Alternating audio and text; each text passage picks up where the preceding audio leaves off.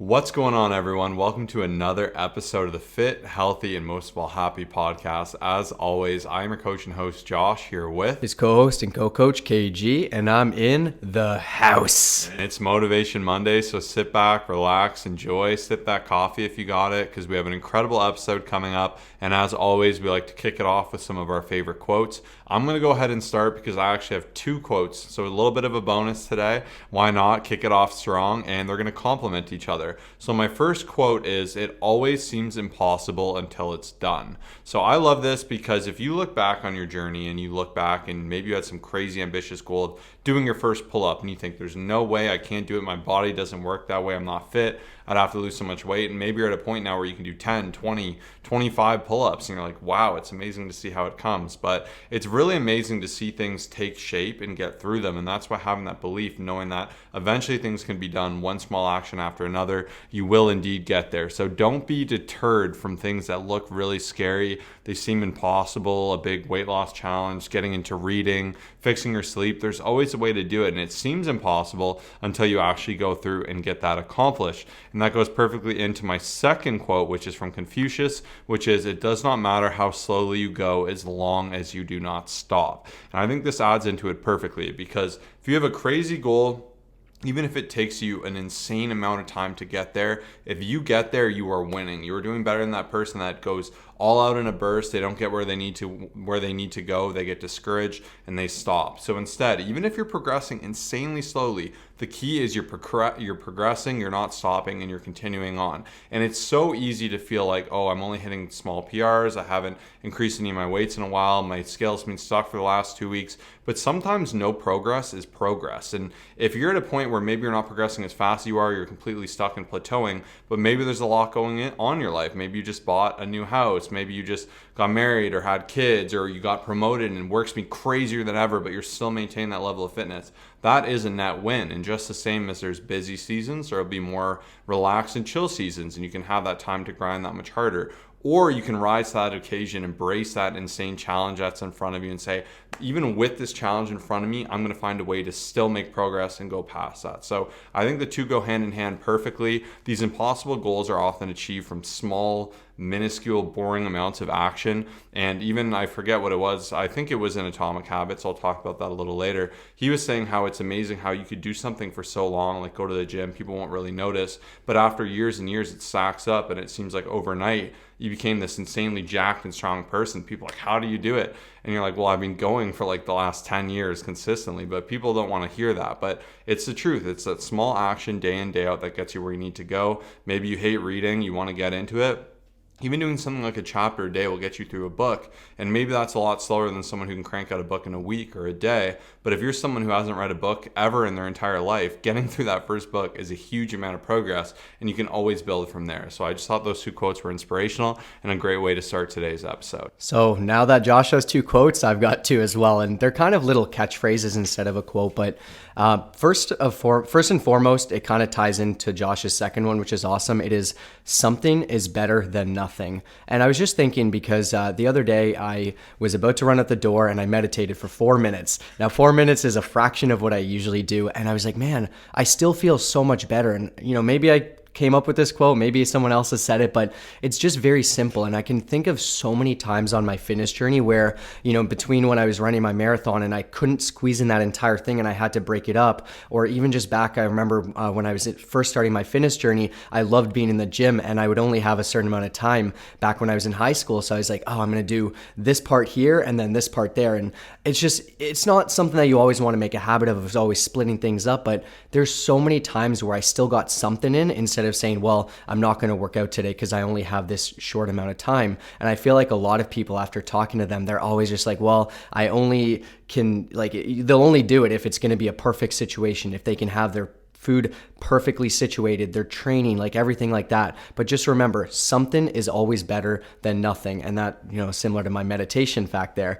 And then the other thing, very simple, is consistently good over occasionally great. Just showing up every single day. Like even if you're not 100%, but if you're consistently good, you're consistently showing up versus that one person who shows up once a week who's like has the greatest day ever. That person who's consistently good will always win. Just if you look at the statistics, if you look at the numbers, like every day showing up and like not being 100%, but being like 80 to 90-ish versus like giving that 1 or 2 days where you're 100, you will always end up winning just being consistently good. So that's my second little quote for today.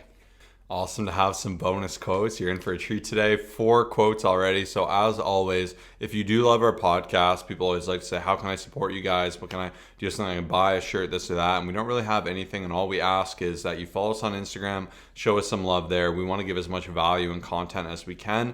And in order to be the fittest, healthiest, and happiest version of yourself, listening to this podcast is a great step towards that. But on our Instagram, we also post amazing reels, posts, stories with amazing hacks, insights, tips, and tricks that are a little bit different because with an audio platform, it's amazing. There's a lot of things you can hear and you can learn a ton, but sometimes those visuals are immensely helpful. So help us, help yourself. Shoot us a follow there. Our Instagram is @colossusfit, COLOSSUSFIT. You can also leave us a review if you haven't already. It's been amazing seeing how far we've come there and seeing that we have thousands of 5-star reviews. And honestly, each one helps. It might be easy to say, oh, they already have so many. It's no big deal. But that's what helps us grow, get out to more people, and really just continue to help more people become fit, healthy, and happy, because that is our mission and that is something we want to do. And now we're going to jump into the thought segment of the podcast, and it looks like we have some amazing ones. So I'll let Kyle kick it off. So one thing that I've been thinking about, especially as we are doing our 60-day challenge, there are some parameters around steps and water. And every time I check in with my clients, there will be someone who says, hey, it's a little bit challenging. And my biggest thing, especially as a coach, is to always come up with solutions, tips, figure out how we can kind of combat that. And something that I've been really thinking about a lot is, for me, I go to the gym about 5 times a week for about 90 minutes I spend in there. And I'm like, man, if I'm here working out, if I'm already here doing all this stuff, how about I try to take these things and add on a couple extra habits, especially because I'm here so often, and try to habit stack essentially. Josh is reading Atomic Habits, he'll talk about after, but that's just pairing one habit with another thing that you do consistently. So I'm like, okay, I'm drinking tons of water. I've already done this, but Coach Jason, we shared a reel the other day, and we had shared how many steps you can actually get in the gym if you walk around, if you instead of sitting there, being on your phone, being distracted, all this other stuff. So long story short, when I'm in the gym, I'm drinking 3 to 4 of my bottles of water. Like this thing right here is getting filled up so much. And I think that's where a lot of people struggle, is like they don't really think about these things. And I feel like for me, when I'm in there, if I'm getting tons of water and I'm getting tons of extra steps on top of, like, in that 90-minute time frame, you can do so much. Like, it's not about jumping up and down, but you can get so many extra benefits there. And that's where a lot of people just kind of, I think, struggle. They'll go in there, they'll push themselves a little bit, and they'll just kind of sit there. But if you add on these extra 2 things, you can be so much further ahead. And it's something that was on the top of my head. Yeah, stacking and trying to make the most of that time is absolutely incredible, even for me. Good example is when I go on my walk in the morning, sometimes I like no headphones. That is a great time for me just to be present, to think, and that's like a meditation in and of itself. But just the same, instead of listening to music, I'll often listen to a podcast. Pretty much every morning I'll do that because I can get some reading in while I'm walking, while I'm being in nature, and it can be amazing to do 3 amazing things, especially if you're super busy and if you work a ton, you spend a lot of time commuting, you could be cranking through audiobooks, really just getting a lot done in your car. It's tempting, just want to sit back, relax, do that easy thing, listen to music, but I mean, I don't have to speak too much to you because you're listening to a podcast, they're already crushing it, you see the value. But it's amazing how inspired and motivated you can feel. Even checking in with us twice a week, listening to the Monday episode, listening to the Thursday episode, you're going to get a lot of extra knowledge and application, thought, motivation towards your journey to keep you going. So I think that's absolutely incredible. Habit stacking is massive. And on top of habits, I'm doing my book challenges here. So I'm doing 1 book a week while trying to do 52 books in a year. And I haven't given an update on that for a while. So I'm at 28 books. I'm still reading 2 of them. So it's like kind of 26, but at that 28, I'm at about 54% done for the year, which is pretty awesome. So it's good to be a little bit ahead of schedule. And because of that, I've been reading so many books, I've had to go back in my archive and read some of my favorites. So I started reading Atomic Habits once again. This was mandatory for our summer challenge last year, and it was amazing to see how much application and benefit people got from this book last year. So even for me, I love reading a book in a different circumstance because it's never the same. You can always see it a different way. I love the show The Office. I've watched it more times times than I'd probably want to admit. And it's a show that I find hilarious and funny. And every single time I watch it, I'll catch an extra detail or a little joke or something I didn't understand. And it can be the same for books and even podcasts. If you're struggling with motivation, re-listen to our motivational episode and maybe you'll pull something from that you didn't last time. Or if you're unsure of protein ideas, search our podcast with protein. You'll get a lot from it, and it's definitely worth looking at it that way. It doesn't always need to be new content. We're always making a ton of new content as well, but there are a lot of great things back in the archives. But from Atomic Habits, I just got reminded how habits can be created and how we can have good habits and bad habits. And what he said, James Clear, is each time we perform a habit, we execute a 4-step pattern: cue, craving, response, reward. If you want to form new habits, we should make them obvious, attractive, easy, and satisfying. And I won't get too into it because it's an entire premise of the book, but it is a really good reminder that we can form bad habits. And Kyle's really good at this too, because for instance, if we go mountain biking and then on the way home, we stop at the gas station and we buy a Prime. There are these new like energy drinks, or not energy drinks, like sports hydration drinks. Kyle loves them. Like he's been on the Prime train right now. He's a big Logan Paul fan. No, so, not at all. I always joke with him. But example is we go mountain biking, on the ride home, we're thirsty, we buy a Prime. Next time we do it a second time, your brain's going to get associated with that because right away the cue becomes I'm mountain biking, so I get a craving, which is going and getting in the response, which is getting the Prime, and the reward is drinking a delicious Prime. And it's funny because a few times after I went rock climbing, I'd order this pasta, and whenever I rock climb, I always think, ooh, I want pasta. So we got to be careful that we don't let bad habits seep in. Not that getting that Prime is absolutely horrible, but all the time what Kyle does really well is he'll say, ooh, I don't know if I want this to be a habit, so I'm going to break the train. Or if every time you play volleyball, you go out and get ice cream, like it can become a net negative, and it should be more something you can enjoy. But you can also manipulate this to make it exciting and fun as a positive habit. Like you can say, like it, for instance, the cue could be every morning at this time I'm going to go to the gym. So the cue could be the time, and then to make it actually obvious, the time is obvious, and then to make it attractive, you could say if I go to the gym, I'm going to go get this delicious healthy lunch after. I'm going to feel amazing. So that makes it attractive. It's easy because when you're going, you've laid out your clothes before, then you get satisfied from the workout, and it's an easier way to make it more attractive and exciting. So if you want to look at setting habits and goals, you can look at this either from a positive or a negative, and I just thought it was a really good reminder. And if you want to get more into it, I would definitely recommend listening to or reading that book, Atomic Habits. I think it's so awesome because when you focus on the actual psychology and like everything that takes place when building or getting rid of a habit, it's so fascinating because I feel like I can break or create a new habit pretty easily because I start to understand what's actually happening. And it's just that book alone says it gives you so much great information. But I'll never forget when I used to do travel personal training, there was this one client I'd see 3 times a week. And the first 2 times I stopped at this donut spot and their donuts are so high in calories. Like I don't mind squeezing a donut in here and there, which you'll hear me talk about after, but I'm like, man, so I've done it 2 times. If I do it a 3rd time, it's game over. That's all I'm going to do is when I associate driving to this gentleman that I'm going to get a donut, and I never did it again. And just because I broke that, and I was like, once again, it's not a big thing if you have one here and there, if you fit it in, but it's something that I'm like, do I really want this every single time to make a stop, to spend the money,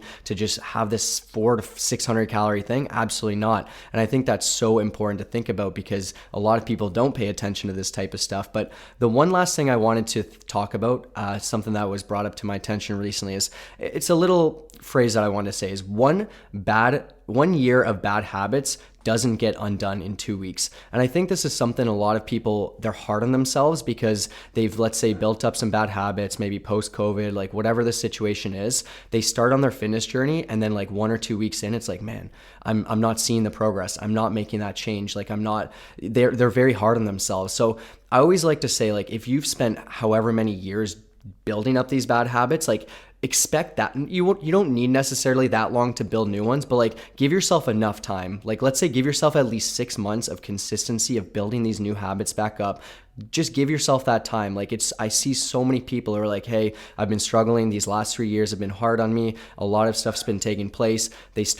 They get started on this fitness journey and they're like, well, I haven't changed it yet, so what's the point? And they resort back to their old habits. So we're talking a lot about habits here, but it's really the foundation of success. It's the foundation of you getting results, and it's so important to pay attention to. And that's the last thing that was on the top of my head for this week. Nice. Now we're going to go ahead and jump into the client shout out. Who do we got?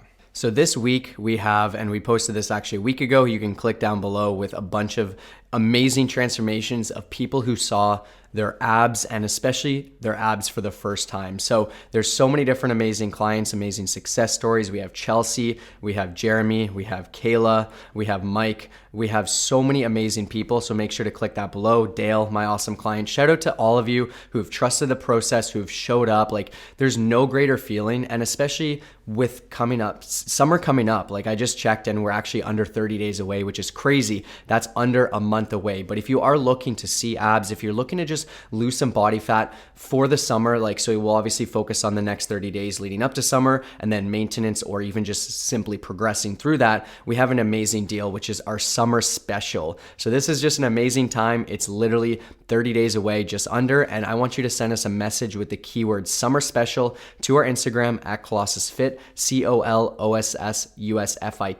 We have 3 spots available currently. We'll give you a discounted rate and we'll help you with your nutrition, your training, your accountability, other lifestyle factors, and so much more. Do not wait until summer's done. Do not wait until the future. Now is the time, and we can't wait to help some of you awesome people out. It's growth season. If you're not growing, you're dying. I find summer is where people will go either the wrong direction or lock in, go to the right direction and feel amazing. We look forward to helping you do that. So I definitely do hope you reach out. Once again, you can message us on Instagram to @colossusfit, colossusfit, keyword summer special. Really amazing deal, really exciting group. People from last year all crushed it and it was amazing to see. So I can't wait for the summer special of 2023. But now we're going to jump into the mailbag and start with the questions. And the first one is an awesome one. So what are the best and worst fitness accessories? So we've answered this a good bit lately.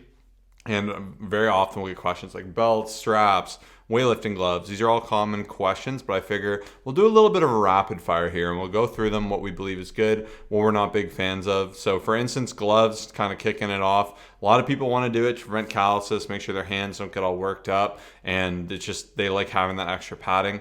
I'm not a fan personally because A, they get really sweaty. It leaves you with a reliance to grab things with a glove, which isn't realistic for life. And your hands will actually callus through the gloves anyways. So they're kind of like a net, just useless thing in my opinion. It's something I would avoid using. I think there's no need for it. If you're really concerned about your hands, you can always make sure you're moisturizing, taking care of that, doing things. You will get some callus, but more than anything, they will settle in over time and you're not going to have insanely meaty or something like that hands. And you're going to better learn to grip, better learn to function, and it's just better through and through. So I would highly recommend avoiding those. Straps, I'm not a big fan of either because you become quite reliant on them. You'll have no confidence to lift things without pain without, or if you're using them for grip purposes, you're not going to allow yourself to develop that grip. And like, unless you need it for some kind of rehab or you have immense pain, I'd recommend avoiding it. You don't want to be too reliant on anything. And I say this, and I do squat with sleeves every time. And yes, there's a reliant, but I can still squat just fine without sleeves. I personally just enjoy them. And you might say, well, why do you need knee sleeves for squatting? So warm joint is a safe joint. So that's the bulk of what knee sleeves are, or they keep the knee joint warm. Sometimes even that placebo in your head of being like, ooh, I have something there, my knees are fine, can be very comforting. And as long as you're squatting in a healthy and controlled way, your knees should be entirely fine. But I just like that extra control and stability and warmth, most importantly, I do get from them. So I choose to use them, but I also squat quite heavy. If you're just starting to squat, I don't think you need to go out and buy all the gear and go crazy. But knee sleeves are, in my opinion, a net positive purchase. They're not really taking away from anything. Day in, day out, you're not going to be like, oh, I need to squat 500 pounds and I need to go pick up my knee sleeves. Like, you're not really doing heavy squats unless you're in the gym. So that's where the benefit comes there. Squat shoes are well worth the money, in my opinion, especially if you're a high bar squatter, because it's going to put you in a really good advantageous position. If you're already squatting with your shoes on like plates right now, you can kind of mimic that by getting Olympic shoes. You get really good stability. You get a set pair of shoes that you're going to use specifically when you squat. You can keep them in your gym bag, and that is well worth it to me. So those are kind of the main ones. I guess, Kyle, if you want to cover belts, I guess that's another big one. Yeah. So like, actually, it's funny. I was just thinking of what's in my gym bag, and obviously whatever's in my gym bag, to me, I believe worth it. Similar to what Josh said, the knee sleeves, the squat shoes, the belt is something I always use. It just really helps you brace, especially once you get to a certain point of lifting.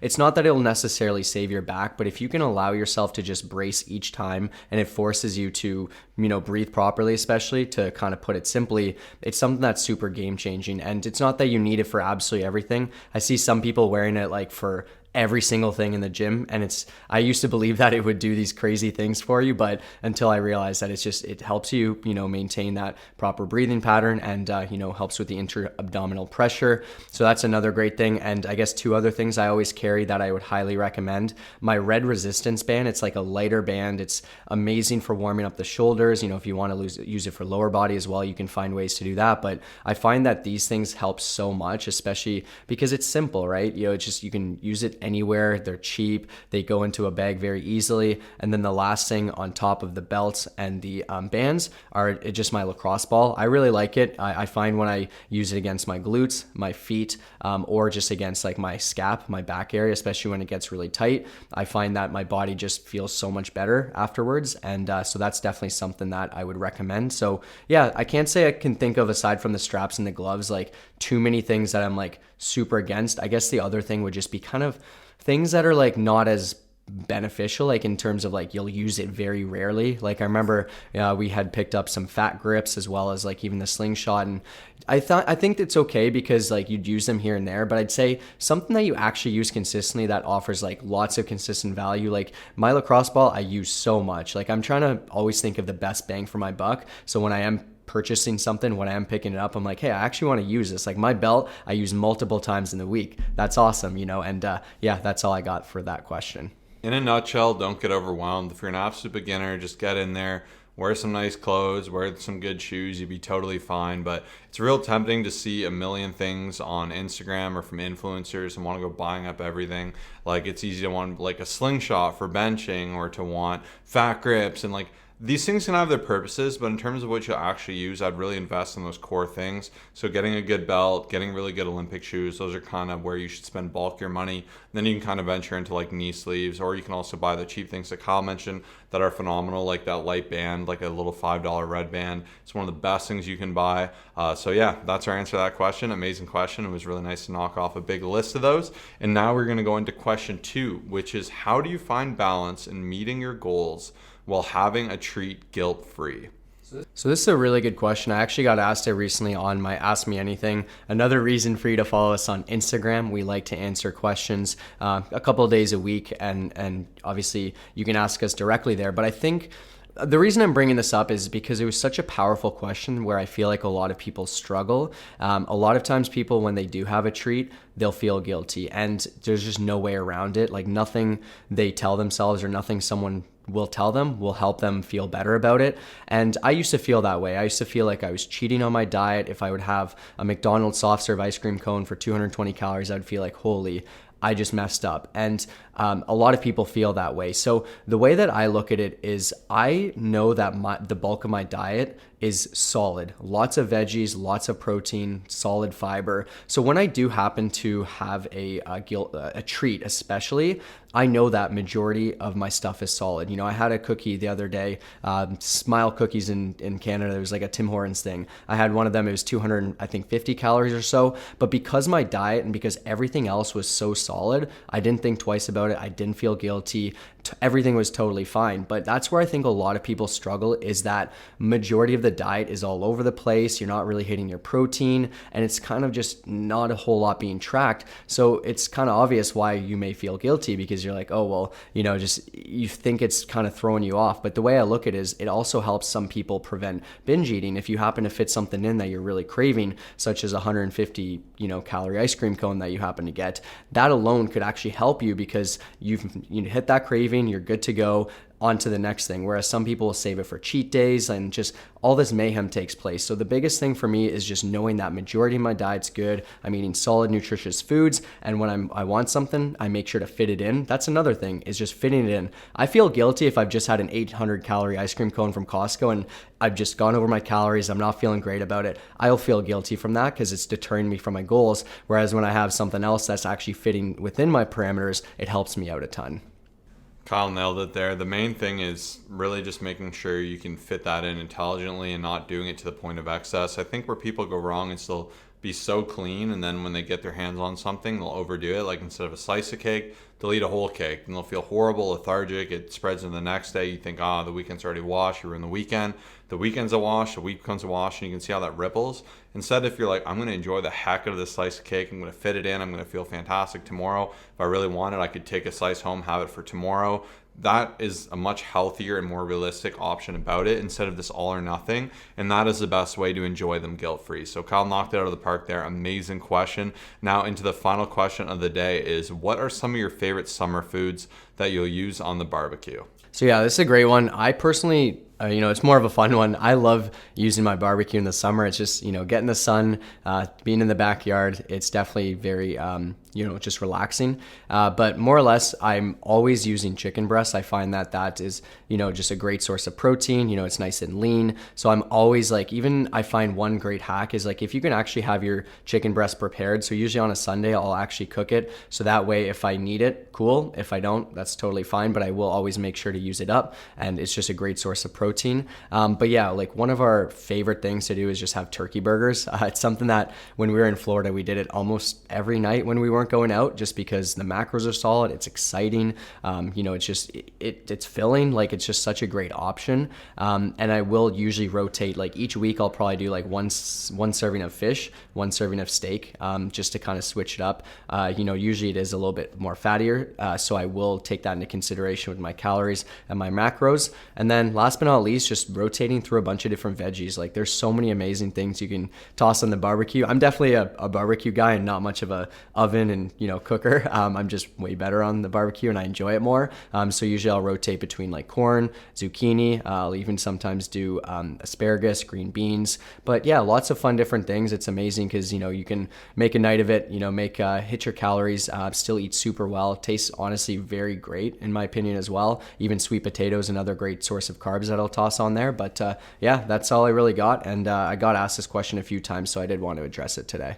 Yeah, nice, simple question because you can really barbecue anything you want. And one of the best things I'd recommend is taking the things you love and finding better alternatives for them. So if you're a big burger person, explore chicken or turkey. They're going to be way less calories, higher protein, very filling. And you might say, absolutely not. I refuse. I want beef. And if you want beef, find maybe some really good lean grass-fed burgers, find ones that have less fillers and fats, and you can enjoy more of it, which is amazing. You're going to feel better because of it. They're going to be leaner, better cuts of beef. You can also make your own burgers. They can be incredibly fantastic, and playing around with it gives you some variety too. And getting sick of one thing, they're really healthy, simple meals. Baked potato is another amazing option. It's pretty low calorie. You can have a really delicious potato. It's usually where you go wrong is with all the additions of barbecuing. So I like to stay away from mayo. I like it. It's delicious. It's good. I know that might be hard for some people, but mustard and sriracha for me are like my favorites. I kind of like spicy, kind of that taste, I guess. I don't know how you describe the taste of mustard, but I like that side of things, and those are both 0 calories, so it allows me to enjoy more of what I like. Another big tip I have is I've been buying simple buns. So I actually buy white buns, but I buy smaller ones because I'm not getting these huge, insane patties. So you can get, most people buy these big buns, and I forget the name of them, but everyone gets them. They're like 300 and something calories, which is crazy. And you have like more bread than you have meat, and it's not very fun. But these simple ones I get are like 120 calories. And yes, they don't have a ton of fiber. Yes, they don't have a ton of grains, but 80-20 rule once again. And they're less calories net. So I can actually have more protein in that meal, have more vegetables. Usually I do a big side salad. And that's how I like to hack it, because I'll have 2 burgers, huge salad. Maybe I'll make like some sweet potato French fries or something like that. And it's a good way to kind of go around it and still have a lot of success. So those are my top tips. Yeah, there's honestly so many amazing things, even as Josh was speaking, like adding on a bunch of mixed veggies, to a tray. Like there's just so many great options. But I definitely think where a lot of people struggle is, like Josh said, all those extras and not really, I guess, paying attention to it. Because even when Josh had said like a great hack for like a burger, if you are going to get one, is having more protein than fat. Anytime I go to the grocery store, I'm looking and I see these burgers, I'm like, they're 45 grams of fat and 17 grams of protein. I may be exaggerating, but there's also a lot out there. You have 2 of those and it's like, holy. And a lot of people do struggle on their fitness journey because they don't really, I guess, look at it. That's why I love looking at labels. I love planning things out. I love knowing what's going on here. And it makes the shred so much easier. It makes the results that come. Like you can still have these fun foods. Even oil, you toss on so much oil to these things that you think are healthy. Boom, you've just hit a couple hundred calories extra and you're wondering why you're not seeing the results. So with that being said, we are looking, once again, 3 motivated people who are looking to get some incredible results for summer, but also keep it past summer. It's not about just looking good for a certain amount of time. It's about keeping up the habits. We have all these amazing recipe guides, food suggestions, an eating out guide as well to help you make great suggestions on the go, a supplement blueprint, all these things included on top of the entire coaching process. Send us that message with the keyword summer special to our Instagram. You will not regret it. We have a money back guarantee. We will take care of you and do some incredible things. Send us that message and we got you. See you in the next episode.